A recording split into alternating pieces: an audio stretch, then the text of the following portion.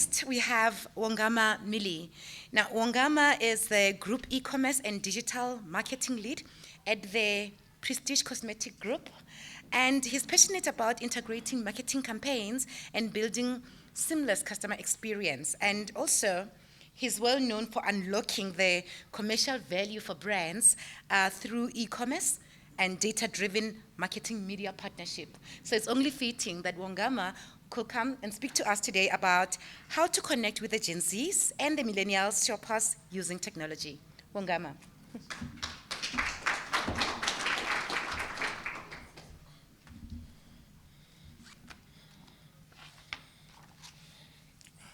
Thanks, man.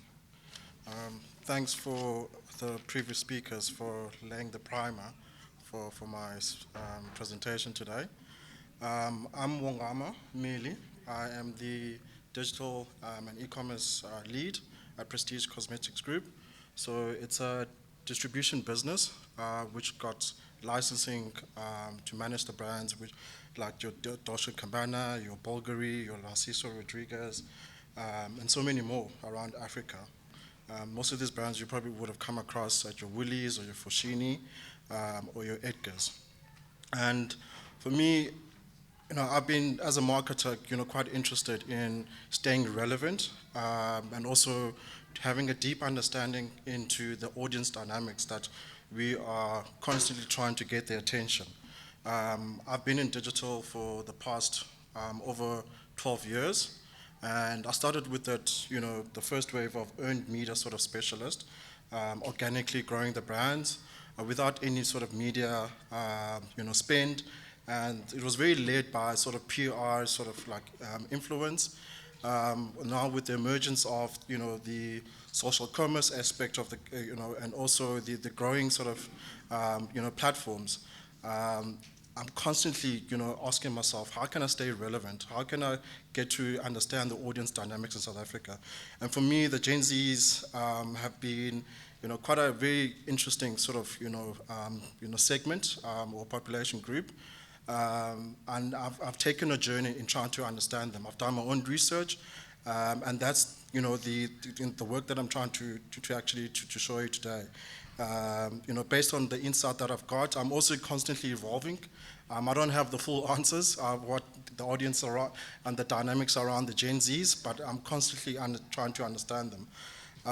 So I've realized that, in order to connect with them, it has to be an art of some sort, because they are probably very emotionally charged, the most emotionally charged people. So how brands approach them is completely different to how brands are communicating to us as millennials or the baby boomers. Some of the key insights for me that I'd like to touch on right now, just to provide context, is that from a channel perspective, TikTok continues to grab the attention. It is arguably, well, it's still dubbed as, the last last sunny corner of the internet, because, we've seen, it's a fastest growing app across all ages. It's becoming the go-to place for many people. And it's also, we're starting to motivate, my fellow marketing colleagues that not to overlook the older consumer, because it's starting to also, they're starting to actually gravitate to that sort of, towards that visual content. Outside of China, 61% of the social media say that viewed or created a story via Snapchat, Instagram, or Facebook at least once monthly. There's been an engagement increase in terms of Reels as well. And another interesting insight, despite the security worries with Facebook, the marketplace and Instagram shopping, we've seen an increase in 8%, since 2020 when it comes to Instagram shopping and Facebook shopping. So brands can drive progress by inspiring user-generated content, and which can help prevent the cart abandonment and the feedback as well, to facilitate the feedback, which is quite important as well. So one of the most recent stats that I came across through Payfast was that there's about just over 32 million active online shoppers in South Africa. has also said that there will be an additional 6.3 million users expected by the end of 2024. So Gen Zs, I believe, make up 40% of the social media engagement in South Africa. That is a huge, huge, huge numbers in terms of population group. But that said, we're still finding brands, are failing to maximize this opportunity. We are falling short of the shopper expectations when it comes to delivering desired online shopping experiences. And commerce has been very functional. We're finding that commerce is kind of killing creativity in that process. For a long time, the industry has geared towards mining consumer data with no regard of the value that the data has to them. In South Africa, people are spending just almost 15% of their working hours with social media. And then 20% of those numbers, they do admit that they use about an average 11 platforms, and they're active on across. In terms of size and scale, there's very active, engagement on the platforms. Social, as we know it, it actually moves in real time, at the speed of culture. This is great as it enables a swift path to purchase, but also challenging in that communication for the brands can be flicked quite quickly. Making content for the social channels requires a different approach, an emotional approach used in spaces just to ride on the spontaneity of that platform. Consider how you build a brand in the TVC space. You have the luxury of running the ad for 3 to 6 months, maybe longer, but with social and culture and conversation around it, so frequently your TVCs might get left out because conversation much will happen faster in social media platforms. Most brands are still not creating content which are relevant and fit for purpose for the platform that the users are in. Consumers have actually matured. So one of the insight that I got from a friend of mine who's based in Singapore, he told me that 50% of the TikTok users in the APAC market have purchased directly from the platform. Although TikTok hasn't enabled the social commerce in South Africa, I believe, as he was told, the country manager told me that it will be definitely enabled in the first half of the year. So I'm expecting this in July. And from what I've seen, in the APAC market and from the colleagues that they told me the activity is that, a lot of the Gen Zs are very active. They start their purchasing, journey via very interactive and creative sort of, content places. TikTok is one of them. There's a very famous, hashtag, which is, TikTok made me buy it. My other friends were telling me that, we're based in Singapore, is that Amazon, in some brick and mortar spaces, they actually have, labels to say this is TikTok trending. So, I believe, some of the retailers, are probably going to jump onto that as well, because it does pique the interest because of relevancy and so on. So moving on to social as an art, which is very fundamental, like I said, is that most brands are still not producing content which is fit for purpose for the platform. And the new platforms are reshaping the possibility of online commerce. Consumers are now ready to be able to steer their own journeys with entertainment and enabling connection from demand to delivery. With a greater choice of control over content and a shift to experiential engagement, and an emotional connection is needed to match the consumer needs. Emotional demand spaces are more about attaining the given need. They're about connecting to emotions that engages in an educational way, in a joyful way, which is something that I will show you in the next couple of slides. Is the message is it's very not so functional.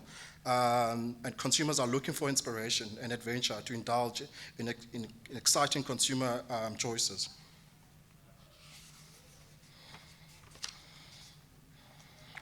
So, like I said, one of my friends, told me about his experience of the TikTok loop, is that he saw a post about vegan pastries, and then he actually doesn't hardly creates content on the platform, but it's like any sort of, like, you've probably engaged with how you see one ad on Facebook and Instagram, and then you tend to like it. Somehow, all the other competing brands will follow you. So it's based on that. So that algorithm, the end result of that is that it allows you to share content, on other platforms like WhatsApp as well. But it gives you that personal sort of like experience, which is nothing different really, to what your Instagram and Facebook provides for you. But then there's an interesting sort of like concept around how brands are actually trying to elevate customers into buying, not just on the functional benefits, but on shoppertainment. And shoppertainment as a concept is quite new to us as marketers. I'm still trying to get to understand it as well. So I'm trying to see how my creative briefs will be as well in the future. But I believe that it's to simply put it, it's defined as content-driven commerce that seeks to entertain, educate first. And it combines culture, it combines a bit of commerce to create an immersive shopping experience. For consumers, it evokes a positive experience and connects with their emotional needs for recommendations, inspiration, indulgence. This is kind of like the holy grail of talking to the Gen Zs. It's through the shoppertainment sort of experience and approach. So what is deemed as shoppertainment content is subject to local nuances. So you see it in different countries. Sorry. So the local consumer sentiments will also, would adopt its own local calls and for brands to tailor their marketing strategy. For example, Thai consumers are inspired by the joy of entertainment, with high trust in celebrities and key opinion leaders, and a passion for following community trends. For Indonesians, that is slightly different. They have a strong preference for live format entertainment with real-time interactions and engaging content. Vietnamese enjoy product demonstrations. Australians are looking for a refined entertainment that leverages humor. South Koreans, they're demonstrating in a their demonstration is it aligns to comedy, to dance and songs, as well as popular celebrity and Korean drama sort of like culture as well. Consumers in Japan, they are influenced by professional experts and content that has an educational angle.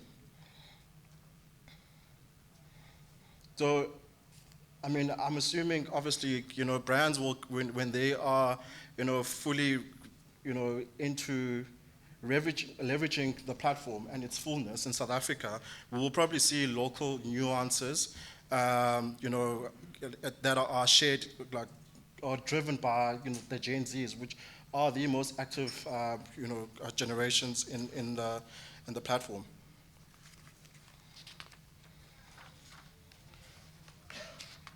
So some of the brands that we've seen, we've seen VW, they drive discovery with its electric vehicle. It's been like a compelling sort of, campaign for them. Some of the insights which we saw there was that 73% of the TikTok audiences feel that they have a deeper connection with brands on TikTok than other sites. And 73 of those TikTok users also feel that advertising on TikTok blends with actually the content that they see, on the feed.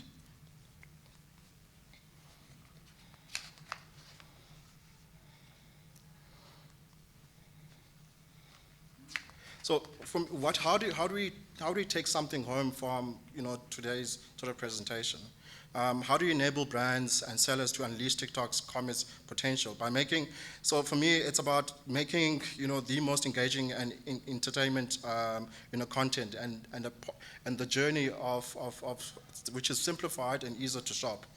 Um, and like I said, I mean, I can't wait to experience, the social cosmos of TikTok, because I just think that naturally South Africans do very well with, taking a very serious sort of conversation and making it, quite humorous. I think that's our default setting to some extent. So for me, I've got something very handy for you guys to kind of consider. I heard there are marketing managers in the room. I also believe there's some creators in the room. For me, I mean, I'm definitely going to be, making use of, this awesome sort of framework. It's a sharp framework to developing the entertainment creative, and also the content pillars as well. This kind of approach, it seems to be the next level of communicating with the most active, population group. Using the sharp content framework here, I think the first thing you want to obviously flesh out your content pillars, and also some of the seasonal and everyday habitual and opportunistic, and current trends as well, which is quite great. I mean, we're already doing this to some extent. Last year, I mean, I think Netflix was very opportunistic in taking advantage of a very very um, topical, conversation around Matthew Booth, and you know about the cheesecake story as well. So, so, like I said, I mean, these things are already happening. I think, what the platform would do would just give the brands like a lot of growth opportunities, and also enabling a faster sort of like purchasing journey as well on the platform. So for me, as I conclude my talk, I'm hoping I'm still in time. Awesome.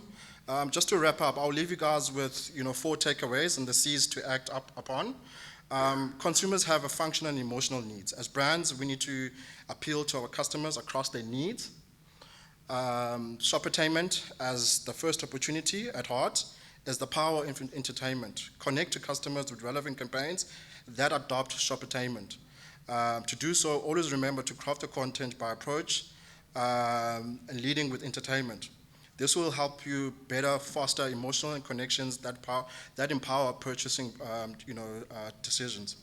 As TikTok continues to build and evolve solutions to drive shoppertainment, they do encourage us to actually to have them as a key sort of like marketing partner as well, to learn and test, and to build delightful experiences that will sell.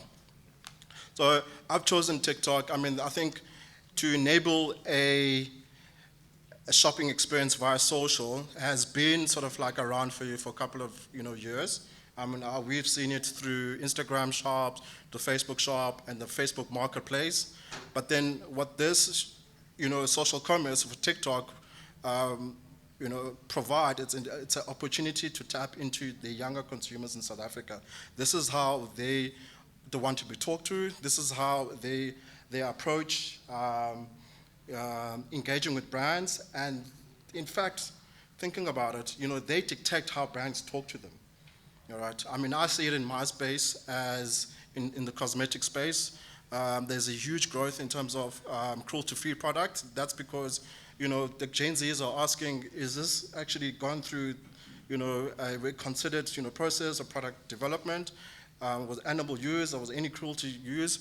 So they are sort of like changing, and how we do business on a daily basis. So I do expect creative briefs to be different, and to work considered. Even the collabs as well. It's going to be slightly different.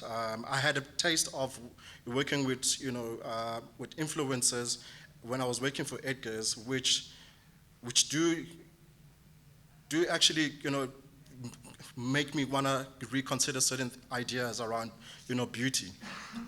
Because we all know beauty as perfect. We've seen it through, name it, every sort of like glossy magazine. But then when we realized that these are outdated sort of, thinking, ways, we had to change our strategy to come up with a concept that it's inclusive in the sense that beauty is, right, it's beauty. You can't define to me what is beautiful. Beauty is, I feel beauty regardless of my imperfections. And that's was for us a strategic jump off. And that's how we gained a younger customer at Edgar's and Edgar's Beauty. And we were not far off. I mean, think about it. Edgar's Beauty, historically was always a red square, and we've always has been like the destination for cosmetics. But we were always in the back of our minds trying to figure out how we get a younger consumer. And we used that campaign, of I'm perfect regardless of what, mainstream media determines as beautiful. Based on that, I mean, we were able to recruit a younger consumer. So it's about changing status quo. It's about challenging, the stereotypes which have been, put on us. Thanks, guys. That's it from our side.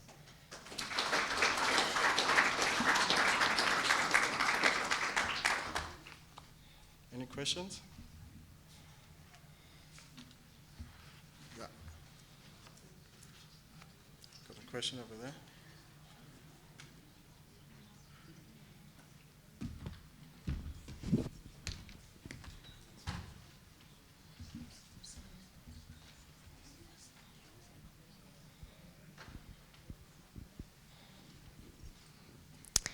Hi, Hello. I'm a millennial, so I can't speak for Gen Zs, but what I've picked up about their shopping habits is that it's so multifaceted. So they can shop for ethical reasons, like for example, I also run the operations of South Africa's first 100% vegan supermarket. We are located at 147 North Reef Road, Bedford View. Check us out. Um, trying to squeeze that advertising in there. It's a great location. We have other retailers there as well. Thank you very much. So one thing that I've observed is we do have a lot of millennial Gen Z shoppers, and they shop for ethical reasons. With veganism, obviously it's animal cruelty-free beauty products that we have. And they also shop for reasons like due to the influence of TikTok as well. But one thing that I've observed, I love going down to our shop floors to just see how obviously our shop floor staff interacts with customers and how they engage with customers. And one thing that I've noted is that Gen Zs, they lose interest very quickly. They can love you on social media, but then when they go to the store, they could lose interest for whatever reason, and they don't have time for a lot of things. So my question is, how do we keep Gen Zs engaged in a brick and mortar store using technology? Because one thing that I've observed is that Gen Zs price check. So in addition to their multifaceted shopping habits, they compare prices. So this Gen Z will be here for a product in my store, a brick and mortar store, and then they'll also be Googling and checking prices across retailers. Which technology should I use to keep them engaged? Because they love technology.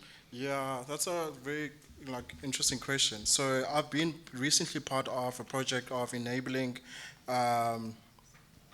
pay now, buy later. So it's PayFlex. We've just recently concluded from an online perspective to have that module on our online store.